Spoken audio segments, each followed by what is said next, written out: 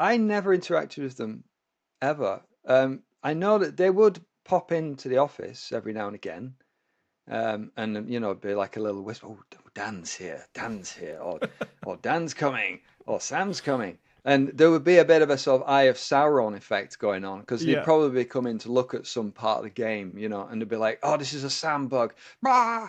And so there would be a sort of flurry of movement and sort of yeah, you kind of be aware of it. And I know my best friend who still works there, we used to go jogging most lunches, and I don't know whether it was Dan or Sam. It is Sam, isn't it? What am I'm blanking on Well, his name. I often forget which one's which, but I think Sam's left and Dan's there now. Yeah, yes, it's Sam and Dan. I Yeah, I you think lose. I'd know, wouldn't you? Yeah, they like But no, blend into no, one person. exactly. Yeah, the Sam Dan came and he was going jogging, and so my buddy got somehow roped into going jogging with him, and he had a bit of an entourage as well. So there's this sort of gang of like about 12 or 14 people running, and my mate sort of running along with them as well. And, it was all seemed a little bit sort of weird with all these hangers on. But I wasn't there. I don't know where I was that day. So yeah, I narrowly missed jogging with Sam or Dan Hauser. It's my claim to fame. But yeah, I mean, I don't know. I've no knowledge of him. I don't know what he's like. I mean, yeah, I mean, it seemed all right from a I've heard good public things. Yeah. image.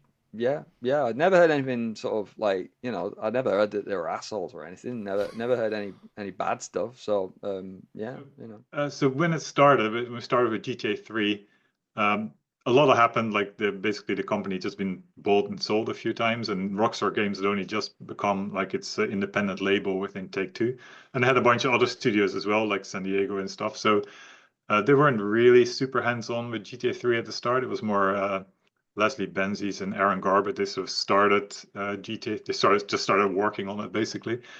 And then they got more involved at the end of the game and sort of later games. But yeah, Sam was very hands-on. We'd see him maybe every 2 or 3 months. He'd come over, and then Leslie Benzies would go over to New York and they'd play the game together for a week.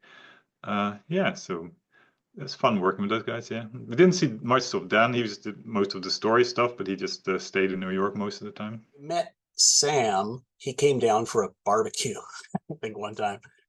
But I bet him, and I told him, thanks for giving me the opportunity to work on the game. And he was a cool guy. He's pretty nice.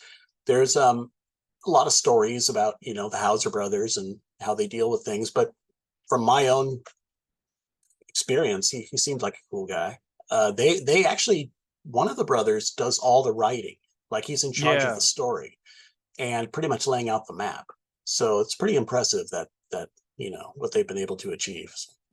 I did see I think it was an interview years ago, because they don't really do interviews, but they did say that they don't like to do interviews because it is a team effort and they don't want all the praise to go to one individual, which I think is actually pretty good.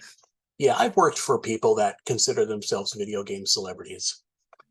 And it was annoying when you're a new person, but it's funny when you're a veteran, because is it really that important that you get a got milk ad where you've got milk on? I mean, because you're a video game star and you're drinking milk, and you're wondering why you can't get one of those ads for yourself. Yeah. It's like I don't think you realize what a small world you're in.